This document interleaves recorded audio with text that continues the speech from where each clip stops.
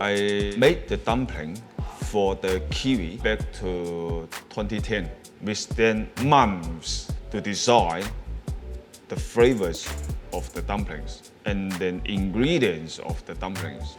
We try to learn in our experience in China, Chinese food, and then New Zealand ingredient to combine together to find our own recipes to serve the New Zealanders.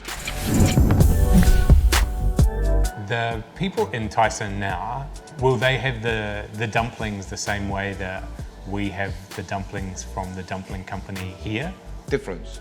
I made the dumpling for the Kiwi get back to 2010. And then at that time, I got my restaurant. My restaurant, we made the dumplings and then we sell the dumplings in the restaurant. That is about thousands a week, 1,000 a week. That is, for the small restaurant, the total customer sits about 30. So a maximum 30 people in the restaurant and you're still selling over 1,000 dumplings every week. And then I closed, I sold it. I sold the restaurant. And then after that, my friend asked me, what you going to do? You sold two businesses. And then now is not a good time for you to retire. You're still young. and then they said that, how about you made the dumpling, it's quite good, the taste is really nice. How about we do that? And then I said, if we do dumpling business, I wouldn't do one shop. But if the bigger picture, like factories, to expand it to sell my dumplings to all the New Zealanders, citizens, Kiwis, I need help. Because lots of laws for the factory run and the lots of different ways to find all those parties to helping us, the business, to sell the dumplings. That is why we got the Dumpling Company here. You knew the dumplings were delicious because people in the restaurant were ordering them, but you didn't want to be in the restaurant, so you sold it. And then someone wanted to go into business with you to make dumplings. Yeah. But you didn't need help unless it was bigger than just one store. And then after that, we we spent months to design the flavors of the dumplings and then ingredients of the dumplings.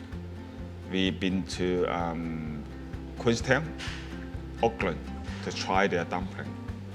And then we've been to lots of different supermarkets to try to find the ingredients. So you're traveling around looking for good ingredients, grown locally, but also ingredients that can make the Chinese dumplings the way you want them to taste.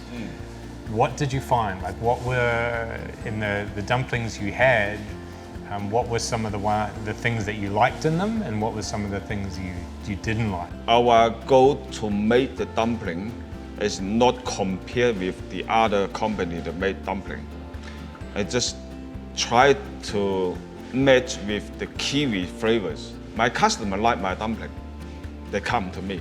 I'm happy. Well, I would have to agree with you, Glenn, because I am a regular customer. You know, we're based in Wellington here, and you've got a place on the terrace, and you know, in central Wellington, and I'll go in there and order. Usually there'll be a dim sum where it's steamed. I like those ones, or there's a fried selection. And what I noticed with your dumplings is like with the pork and cabbage, the cabbage is still crunchy.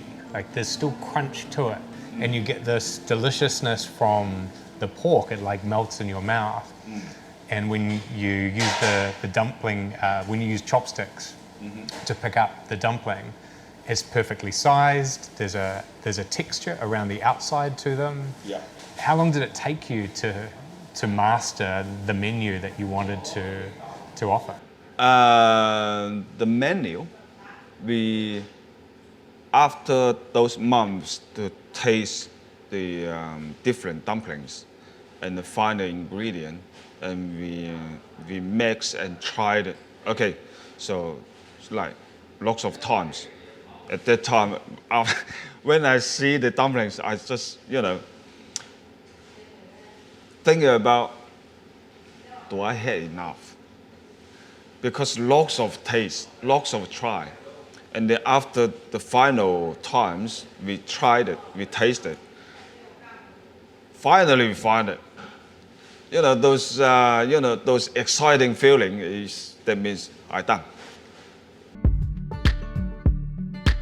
Also, what skins can do the more?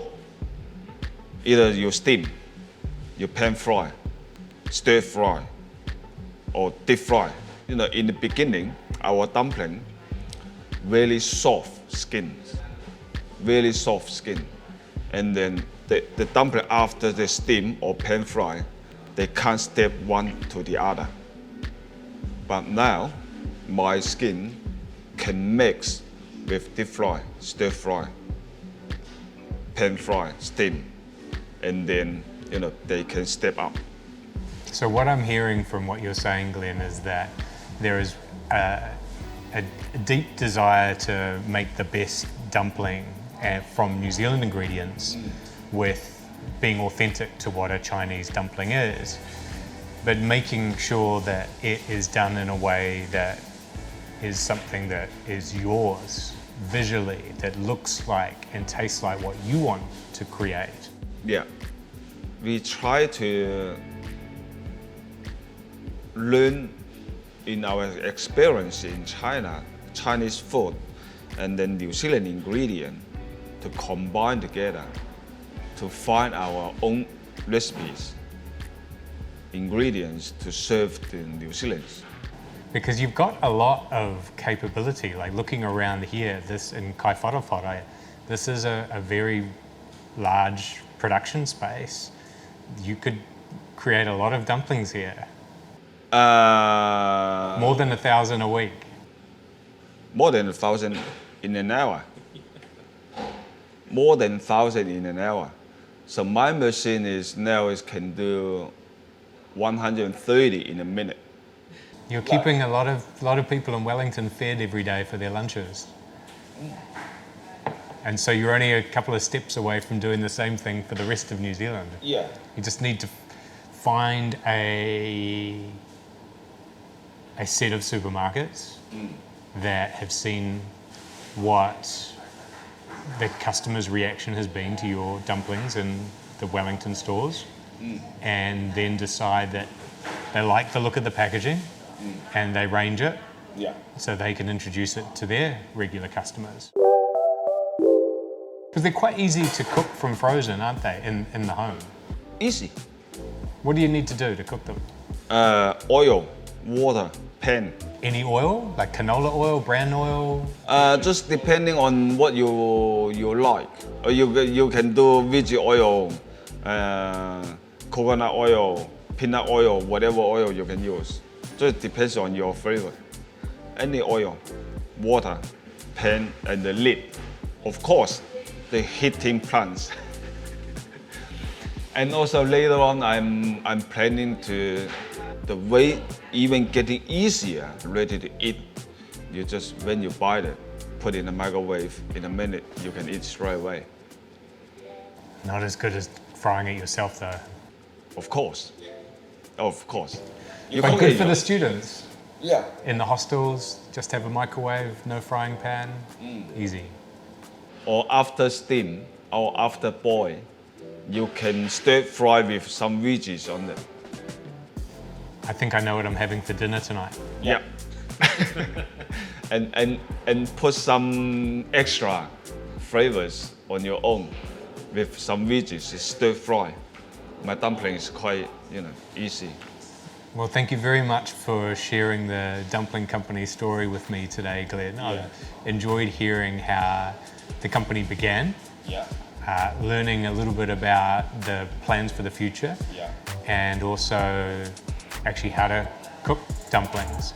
I think it's a really interesting road you're going down for offering to New Zealand Kiwis the opportunity to try Chinese dumplings. Thank you, Ryan. Yeah, thank you very much. Thank you for watching this episode of a Kiwi Original.